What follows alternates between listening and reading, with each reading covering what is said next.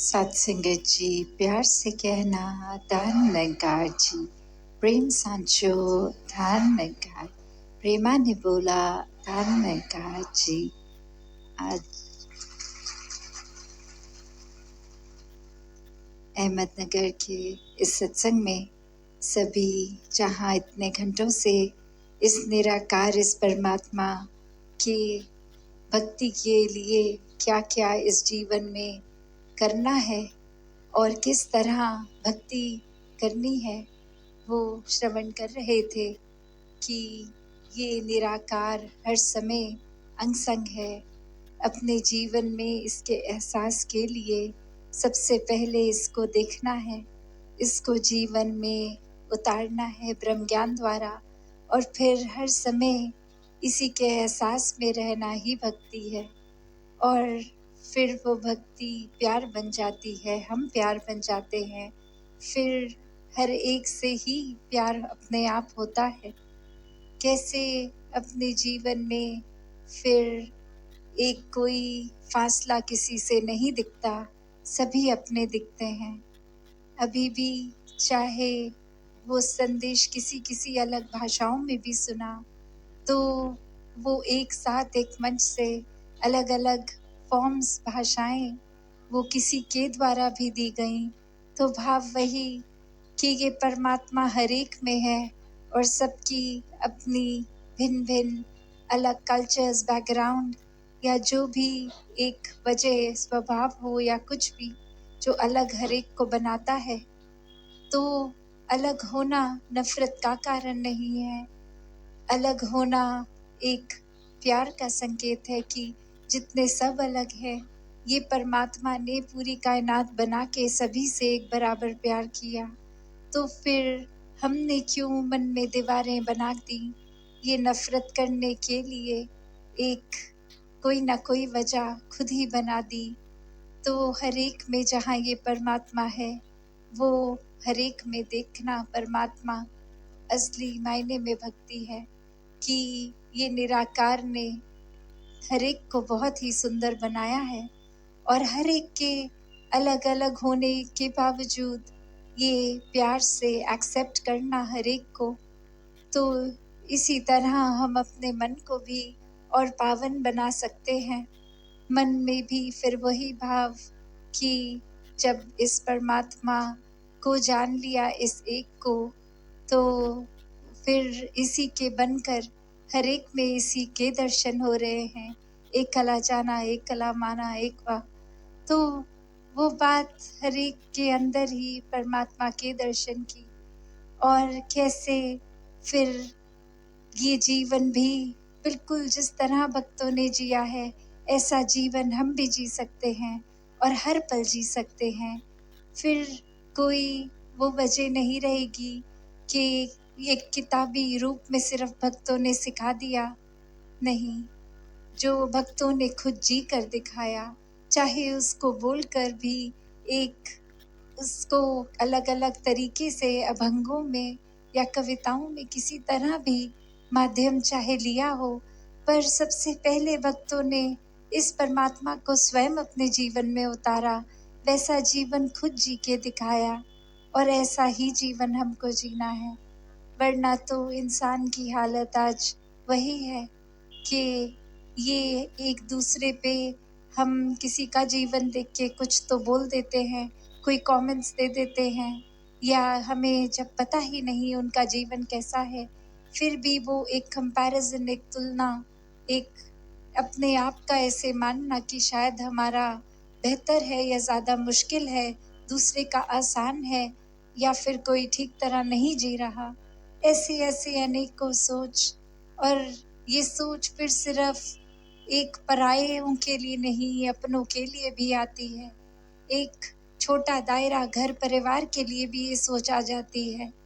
तो एक कहानी भी दासी ने पढ़ी थी, जहाँ कुछ ऐसा ही हुआ कि एक किसान अपनी एक जवानी में बहुत ही कठिन परिश्रम से अपना पूरा खेत संभाल रहा, और धीरे धीरे आयु बढ़ने पर वो अब वृद्ध हो गया, बुजुर्ग हो गया।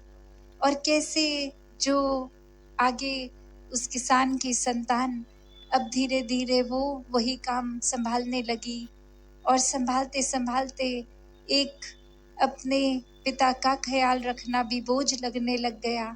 और ऐसा ही लगा कि पूरा दिन मैं इतनी मेहनत करता हूँ और ये तो बस एक जगह रहते हैं, कुछ हिलते नहीं, कोई मदद नहीं करते, बस एक लेटे ही रहते हैं। तो वो भाव इतना ज़्यादा दूषित होता गया कि एक दिन उस बच्चे ने फिर लक्कड़ इकट्ठे करके एक कॉफिन बनाया कि इस पिता को मैं इसमें डाल के कहीं फेंक आता हूँ, ये तो यहाँ बस घर में जगह घेरे बैठे हैं। और ऐसे ही उसने उस लक्कड़ से एक कॉफिन को बना दिया। और कैसे फिर एक दिन जब सब्र उसका टूट गया, उसने पिता को उठाया बिस्तर से और उसमें डाल के बंद करके ढक्कन ले गया कि कहीं पहाड़ की चोटी से नीचे फेंकना है। और वहीं थोड़ी देर में वो एक अंदर से दस्तक, वो खटखट की आवाज़, और एक बारी वो बच्चा खुलता है और बोलता है कि ये क्या बात है, आप आराम से रहिए, आप अंदर चुपचाप रहिए। और वो आगे पिता कहता है कि ठीक है, मैं ये तो जान गया कि तू अब मुझे अपने जीवन में नहीं चाहता, पर ऐसा कर, ये इतनी खूबसूरत लक्कड़ से जो कॉफिन बनाया है, ये कब्र बनाई है, इसको तो संभाल ले, आगे तुम्हारे बच्चे तुम्हारे लिए इस्तेमाल कर लेंगे इसको, मुझे तो ऐसे ही फेंक दो। तो अक्सर इंसान यही सोच में भूल जाता है कि हमारा जीवन अगर चल रहा है तो वो हमारा नज़रिया कैसा बन जाता है। दूसरों के एक जीवन में खुद को नहीं उतारते। जैसे कहा जाता है कि being in somebody else shoes, कि दूसरों के जब तक वो जूते पहनना, कि उस नज़रिया से एक देखना अपने आप, यही लगता है कि हमें अगर कुछ तंग कर रहा है या हमारे जीवन में अगर कुछ इस प्रकार बात है, वो हम अपने ही तरीके से सोचते जाते हैं। और दूसरे का नज़रिया तब समझ आ जाता है जब अपनी जगह उनको रख के देखा जाए।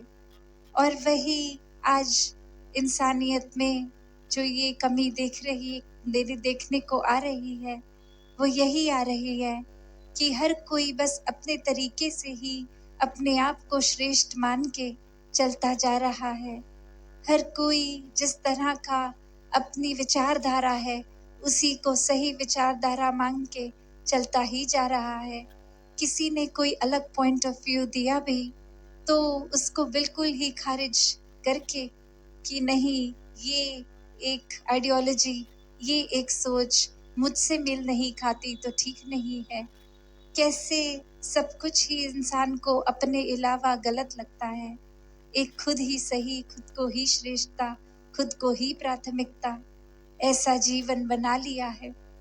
और जबकि ये इंसान बनने का मकसद ही ये मानवीय गुणों का प्रदर्शन था कि खुद को पीछे रख के बाकियों को प्रायोरिटी देना, कि हम भले श्रेष्ठ नहीं पर बाकी सब तो श्रेष्ठ हैं, ऐसी सोच रखनी थी। और कहाँ आज वो मन उस तरफ चला गया है कि अपने आप को ही प्रूव करने के लिए इंसान कभी कभी तो ऐसी आर्ग्यूमेंट्स में भी लग जाता है जहाँ वो खुद सिर्फ आर्ग्यू इसलिए नहीं कर रहा होता कि अपनी बात रखनी है, पर इसलिए कि दूसरे को मेरा ये ख्याल, ये थॉट गलत कैसे लगा, मुझे तो साबित करके ही रहना है, उसका ख्याल तो गलत है ही, उसको ये बताना है। और हालांकि जब हम वाकई ही देखें कि इंसानियत के नाते हर एक के पॉइंट ऑफ व्यू को सुनना है, हर एक की बात समझनी है, और एक पॉइंट पे अगर ये भी लगे कि हमारी सोच अलग है उनसे, तो उसको बस वो कम्युनिकेट उस तरह करना है कि ये आप जो कह रहे हैं आपके नज़रिए से शायद ठीक होगा, पर हमारे नज़रिए से ये बात थोड़ी अलग है। तो बात वही कि वो ढंग, वो सोच एक करना एक बहुत आराम से भी हो जाता है, पर इंसान हमेशा वो वैर, नफरत, क्रोध का सहारा ले लेता है। ये भूल ही जाता है कि और तरीके भी हैं, ये एमिकेबली ये चीज़ों को एक सहजता से सुधारने के, दूसरों को दूसरों के ख्यालों को खारिज ना करते हुए भी अपनी बात रखी जा सकती है। एक अपनी बात हर एक के इमोशंस को समझते हुए फिर भी अपनी बात किस तरह रखनी है। तो बात वही कि एक दूसरे के रंग में वह बेशक ना रंगो, कि अगर कोई गलत लग रहा है तो उसके जैसे गलत मत सोचो, पर अपने सही होने का भी फिर इस तरह उसको प्रमाण ना दो कि वो अहंकार की सोच से प्रमाण दिया जा रहा है, वो सिर्फ इसीलिए दिखाया जा रहा है कि मेरी सोच तुम्हारी सोच से ऊंची है। तो ऐसा जीवन भक्तों ने जब समझाया कि किस तरह हर एक का आदर सत्कार करते हुए भी, एक अपने आत्मसम्मान को कायम रखते हुए भी एक समर्पित हुआ जा सकता है।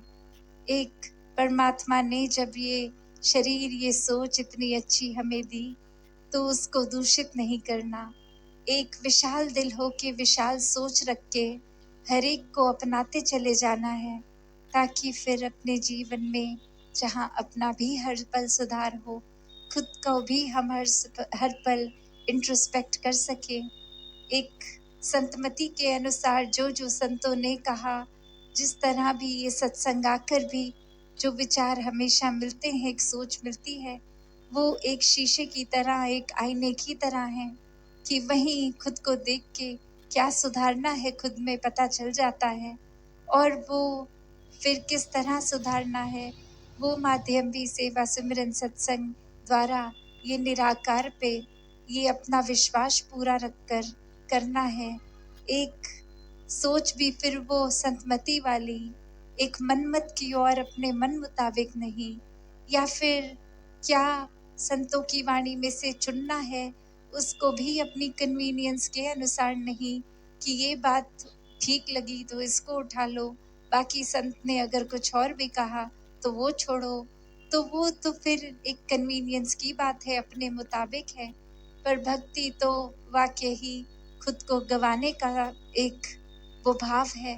भक्ति में सिर्फ परमात्मा है, सिर्फ प्यार है, अपने मन की एक भाव, एक इच्छाएं, एक और कोई रूप से डर नहीं। भक्ति तो सिर्फ प्यार से प्रेमा भक्ति है, एक ये इश्क का सौदा है। तो कैसे ये इश्क में इस परमात्मा के इस निराकार के रंग में हर कोई रंगा रहे, ये भक्तिमय जीवन जीने का जो हकदार हर कोई है, ये मनुष्य जीवन के दौरान ही ब्रह्म ज्ञान से ये निराकार को जान ले। परमात्मा जो अंग संग है, कायम दायम है, हर समय से था और रहेगा, अभी भी है, ये कोई बदलाव नहीं इस परमात्मा में। तो ऐसे स्थिर परमात्मा के साथ अपने मन को जोड़ के हम भी स्थिर हो जाएं, जीते जी जीवन मुक्त हो जाएं, फिर हर पल एक वाक्य ही मनुष्य बनकर जिया जाए, और फिर जीते जी इस सल्वेशन के, इस मुक्ति के, इस मोक्ष के भी हकदार बन जाएं। तो ऐसा हकदार जीवन में हर कोई बन सकता है। बस इस निराकार को देख के अपने जीवन में हर समय महसूस करना है, इससे दिल का नाता बनाना है। हर समय का सिर्फ कुछ पलों किया भक्त एक वक्त नहीं होता, कुछ घंटों का नहीं होता।